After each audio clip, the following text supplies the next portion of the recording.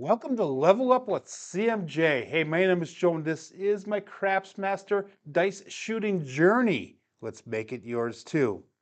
So this is going to be our last session of Orange Belt, and that's for the live stream. And starting next week, or the next live stream, which will be next week, we're going to go with the start of the Green Belt.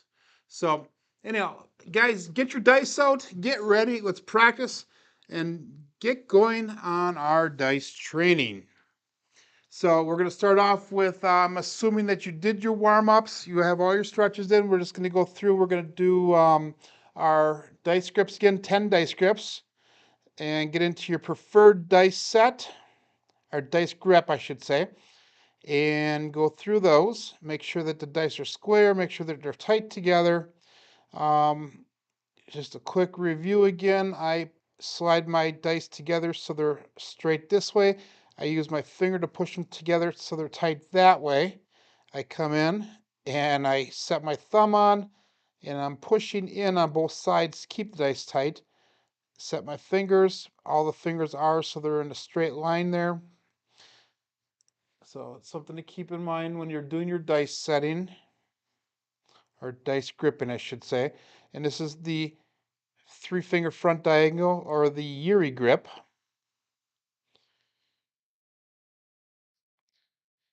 So, like I said, you have about 10 of these to do. If it doesn't feel comfortable, set it down, readjust it, get back into your grip. The more we practice this, the more we can make this a constant. We were talking earlier in the series about how everything you do at the table is a variable. And the more we practice it, the more we make it a constant, the more we can make it so it's muscle memory. A little tip here that I have is if my dice are split apart a little bit, I just use my pinky to pull it in tight, so that way they stay tight. But making everything a constant instead of a variable. And the more you make constant, the more you get the muscle memory going, the less you're going to have to do, the less you have to remember, the less you're going to have to worry about at the casino, at the craps table. Because when you're there, there's going to be lots of other things that are going to be distracting you. Everything from the other people to the noise to the music that might be playing to the cocktail waitresses to the stick man, the dealers, the pit boss, the everybody that's there, other players.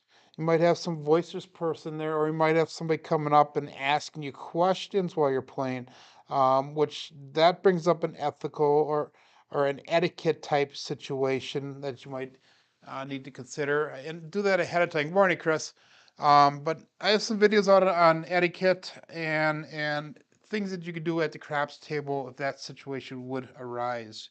So got our dice scripts in. Let's go through our drop tests. We're gonna do 3 to 5 of them. And again, this is gonna be the last time that we're doing a live stream for the Orange Belt level. Starting next week, we're going to go on to the green belt, which the green belt, and I'll try to shoot the video, the green belt video this weekend and get it edited so we can get it out next week sometime, hopefully early in the week. But the green belt's going to be concentrating more on energy of the dice. So how can we go through and minimize that energy stored in the dice? But more importantly, we're going to be focusing on the landing zones, trying to develop an area on the table that you can make for a landing zone, and how you can be consistent on it and make it a constant, and you can practice so you consistently throw into that area. And then we're going to be towards the end of the greenbelt level, we're going to be going through and working on how we can make adjustments at the casino, at the table, for our landing zone. So, if one area that you're normally throwing to is a landing zone area and it's not working for you, what can we do differently? Where can we throw differently? How can we throw the dice differently? Those are the different types of things that we're going to be working on in the greenbelt level. Again, remember that all the belt levels that we have here, they all build on each other. We're breaking things down to the ridiculous. We're breaking things down to the smallest things. Good morning, Navaldo. Smallest things, and we're going to build upon that. I call it baby steps. Some people call it using the KISS method, to keep it simple, stupid method. Um, Whatever you want to call it, it's up to you. But again, these level ups, the belt levels are breaking things down. We're working on specific things at each belt level. Yesterday we did our dice manipulations instead of the dice setting, and we were doing drills with twisting the dice, flipping the dice, getting your fingers working so that we can get into your dice sets with relative ease, with some speed, with some skill. We're going to go back to the dice setting. This will be a last time dice setting here. We've got 9 sets of dice. Our first set's going to be the 1223, so we're just going to go really quick through all of them. And this is where the manipulation drills, the finger drills come in to help you with setting the dice. Remember, opposite sides of the dice are 7s. So if a 2's on one side, a 5 will be on the opposite side. So we got 12, 23. Keep on repeating that to yourself so that way you can find those numbers with a little bit more ease. And one of the things you guys could do is when the dice are being passed to you, look at the dice and hopefully you can identify one or two of the numbers fast. You can get at least the first dice set and you can actually get into it a little bit easier, a little bit faster. Again, remember, the faster and the easier you can get into the dice set at the table, the less it's going to cause disruption to the other people around you. The casinos are going to be happier because you're getting more rolls in per minute, per hour. All those things are going to work in your favor. Plus, again, it's going to take one of the variables out. It's going to make it more of a constant. So that was a 12-23. We're going to go to the 5-4-2-3, which is our all 7 set. And by the way, these dice sets we're going through are in my earlier videos where I talk about them, specifically about them. And these are all in the beginning level dice sets. Starting the green belt, we're going to start going through some of the intermediate dice sets. And ironically, the intermediates I also have an all 7 set. It's a different all 7 set. So we'll go through and we'll go do that one also. So we got the 5-4-2-3. There's our 2-3s. So we'll do that one first, our 5-4. And again, it doesn't matter if you do the right dice or left dice first, whatever is more comfortable for you. And whatever one you see usually is the one that I throw up first. So 5-4-2-3. That's our all 7s for this belt level. Anyhow, so we got our dice setting down. Guys, if you have dice, make sure you get them out and practice along. And then we're going to go through our barrel dice tosses. We got 5 of them. Just as a review, barrel dice again in my white or yellow belt. I think it's my white belt. I show you how to make the barrel dice. So we're just going to get into our dice grip. And we're going to toss it down the end of the table. Try to keep the dice square, keep the grip, the barrel dice square so they fly evenly throughout the table. And hopefully they land flat and square on the table when you get to the end. Yesterday, if you guys have not seen my video or my live stream yesterday, the level up yesterday, I showed a drill that George from CY has in one of his documents that he sent me. And it was a drill that you do in order to help train yourself to use the proper amount of energy or speed or velocity or hardness of your throw to the end of the table.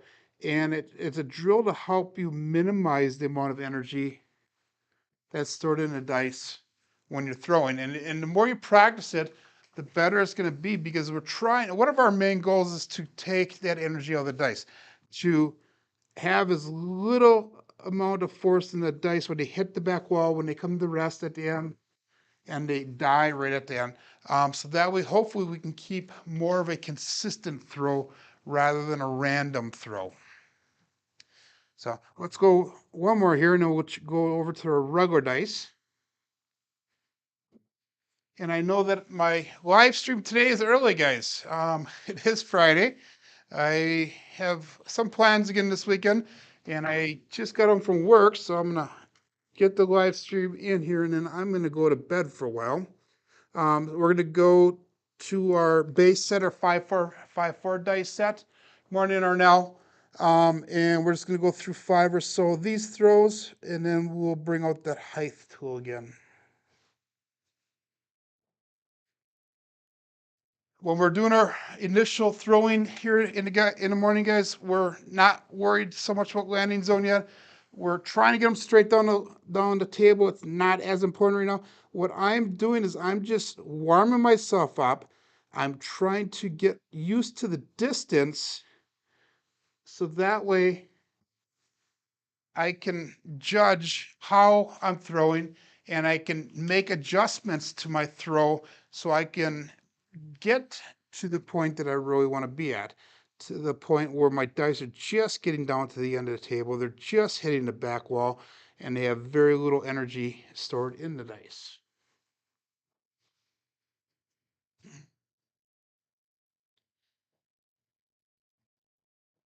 So let's go through 2 more throws here, and then we'll bring the height tool out, and then we will be working on the orange belt specific material.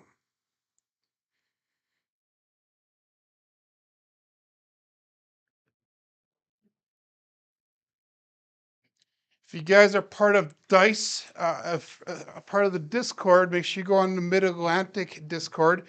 I'm sorry, the Casino Gaming TV Discord, and John has a poll out, and there's about 5 or 6 people that are listed on the poll right now, where he's doing a survey, if you haven't heard about it, and he's trying to find out who is the hardest working YouTuber as far as it goes regarding craps.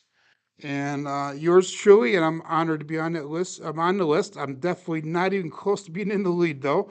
In the lead right now is Big AZ and Jeff from Mid Atlantic Craps. So they're kind of duking it out. And what the prize is, John has a hard helmet, a yellow helmet, I guess he bought, and he's be passing the helmet. And I guess monthly they're going to change owners of that helmet. And you'll be keeping it on your table. It's supposed to be a good luck charm. It's supposed to be an honorary trophy, a traveling trophy, if you will. So if you haven't seen that, get into Discord, go out and vote. Um, be honest, guys. Who do you think is working the hardest right now? Who is contributing the most to the craps community right now? Um, there's quite a few people. Good morning, CRC. There's quite a few people out that are doing videos right now, and I will be completely honest with you guys. It is very difficult doing the videos. It's very time consuming. Some people don't put as much time in, others put a ton of time in. And I think the results show in the videos and in the followings that the people have. So make sure you go out and vote. So we got our dice tossing in here now. Let's bring that height tool out. Again, the height tool I've set up. I have a piece of tape on the table here. It's set up at the center point of my throw, plus 3 inches away from the wall. So my throwing position is about 107 inches, 107 inches from the back wall, from the opposite wall there. And that's the stick left 1 position on a 12-foot table. Now every table that you go to is going to have a different distance. So, and I also did a video on distance for a 12-foot table for all the different throwing positions and that. So anyhow, we have our height tool out. Let's get the laser level going. We'll see if we can see it now. If you guys can see at the end of the table, and I did not change my views, so hopefully, if you guys can see at the end of the table here, let's see if the laser level is working again. There you go. So I have it set up, and you can probably see it better on my hand here, the light that's coming down, and that's the point that I'm trying to throw the dice to. So the goal right now is with the barrel dice, we're going to start off with the barrel dice, is so it goes just over the line. and it lands right in front of that laser light. And that one landed just to the right of it, just a little bit. And we're going to do, in the orange belt level, you're going to do 20 to 50 of these a day with the barrel dice. And the reason we have that set up to that number is so that way we can get the repetitions in. You want to get it down so it's consistent and that you feel comfortable with that. That was a good toss, by the way. It landed really nice, tight up against the wall, and it landed right in front of that laser light.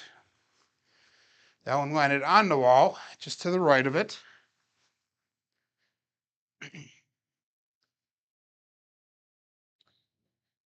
So, plans for the weekend, guys. What's going on in everybody's lives this weekend? I am going to be hopefully starting to repair my upstairs bathroom. I have a lot of painting and prep work to do.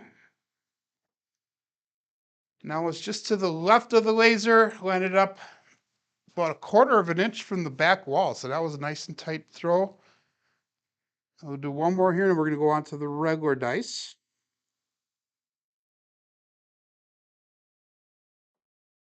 There we go. That looks good.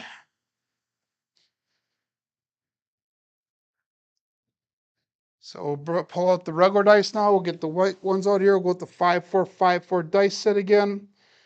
And our goal here now is to get it down, minimal energy to the end of the table, keeping the dice as tight as possible together. Good morning, Mike. Keeping the dice as tight as possible.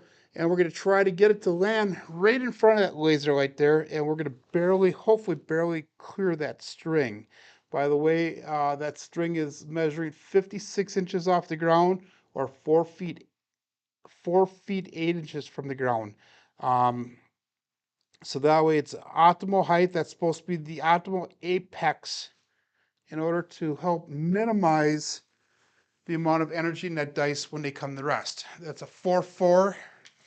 So that was on axis and a hard way. Any pair, I don't care, as Brian would go.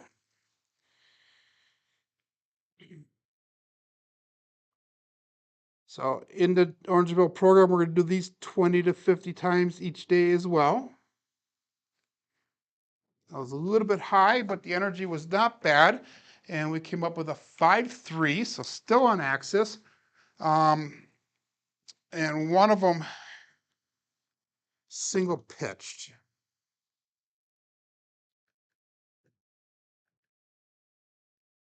Single pitch back and not forward, it went back. So, and that's one of the things as we go in future belt levels also, guys, we're going to be going through and analyzing the dice. That one went off to the left, and it showed I have a 6-3, so one of them either input or exploded. But that's one of the things in the future belt levels, guys, we're going to be doing is analyzing the dice and hopefully making changes in either the dice sets or in the mechanics of our throws in order to hopefully keep them on axis and get more consistent results.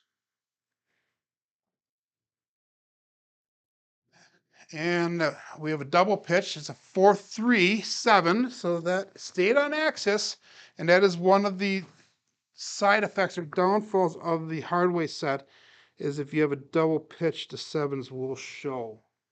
So that's something to keep in mind as well.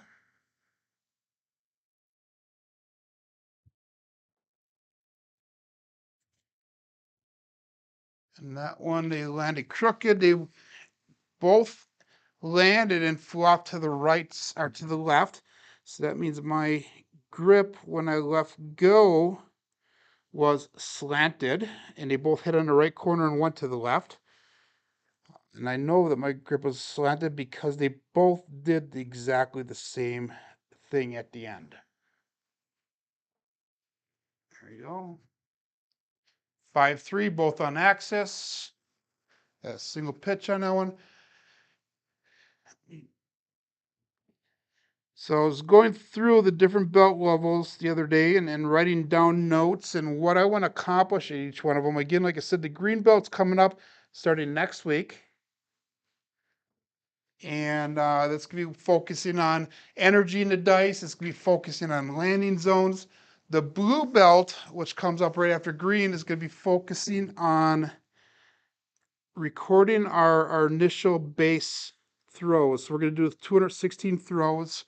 And that's, if you look through, 216 is a number that is chosen specifically because that's 36 dice combinations, and that's 6 times through. So 6 times 36 is 216. So that'll give you, in theory, 6 complete sets of throws. And that's going to be your base set. And that's what we're going to compare all the rest of our results off of. After that, we're going to go through, the blue belt's going to finish up by going through up to 5,000 throws. And we're going to be recording all that in Bone Tracker. So in that video, I'll show you guys how to get Bone Tracker, how to download it on your computer. It is a free program. It's put out by the Heavy Access people. And they are kind enough to share that for free. And it's a 5.5 hard way, hard 10. And we go through, we track that.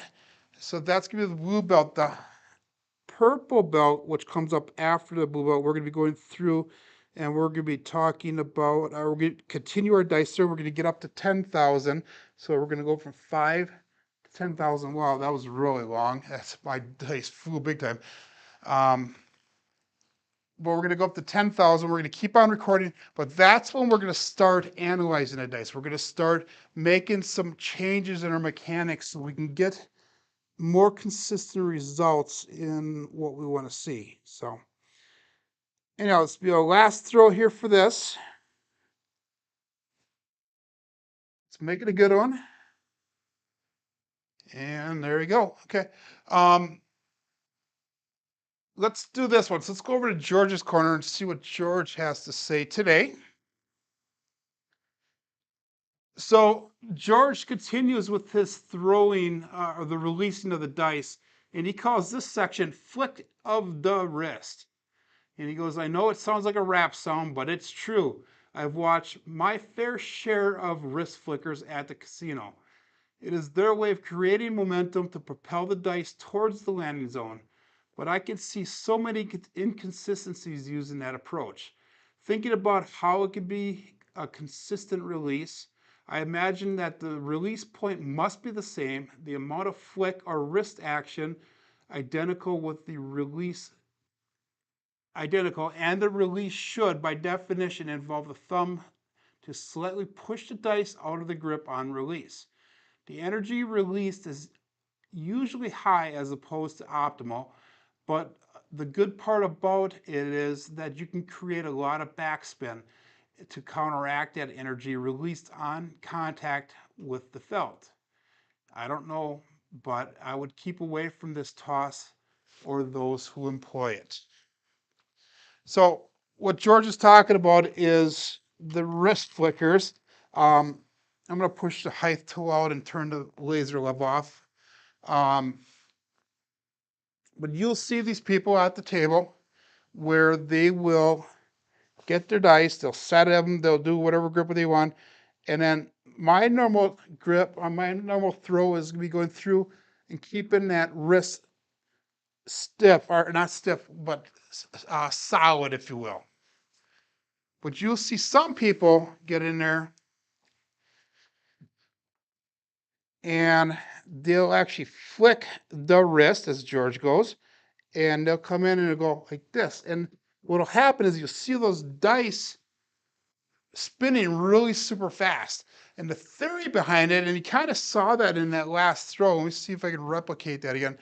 The theory in that, guys, is that when you do that, the dice are going to be sticking tighter together and they're going to die faster on the table.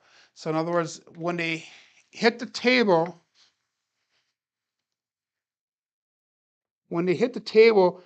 they're spinning backwards, but when they hit the table, they're going to hit in the reverse direction, and they hit up against the wall and they come back down.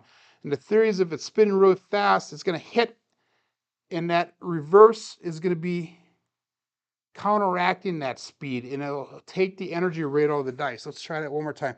But The problem with it is, and this is what George is bringing up. Oops, I didn't get down on the table. The problem with this, and this is what George is bringing up, and it's exactly what had just happened here, is the inconsistencies. It's the variables that are applied to that. Um, Everything we do at the table, like he says, and like I've said so many times, is a variable. And our goal is to make it a constant. And when you're flicking the wrist, that constant is really hard to master. Whereas if you could do the same thing over and over and over without the flick, you're going to get very consistent results the more that you do it, the more that you practice. So something to consider. Let's go on to our homework corner here. And this, like I said, is the last live stream that we have for the Orange Belt. So let's go through, and what you're going to do is you're going to go through your 10 dice scripts. You're going to do your 3 to 5 drop tests. And again, that's going to be from the release point at the end of your throw. You're going to do your dice setting, your 1, 2, 2, 3, your 5, 4, 2, 3. Do about 5 to 10 sets on each. You're going to move on to your barrel dice. Barrel dices, you're going to toss them down the table 5 times just to get warmed up. You're going to move on to the regular dice. Do that for 5 times to warm up. Make sure you're trying to keep them as tight as you can. Try not to get any wobble. If you want, you can do the hard way, set to 5, 4, 5, 4. Then try not to throw the 6s or 1s so they're showing on top. Then we're going to bring out the height tool, and we're going to do 20 to 50 throws with the barrel dice. And then we're going to do 20 to 50 throws with the regular dice. And with the height tool, you can also bring out the laser level if you want. And that way, hopefully we can get it straight down the table. So Navaldo likes the backspin on a golf shot. Yeah, so anyway, hey guys, have a great weekend. And I look forward to seeing you guys all next week again when we start the Green Belt. Hey, my name is Joan. This is my Craftsmaster Dice Shooting Journey. Let's make it yours too.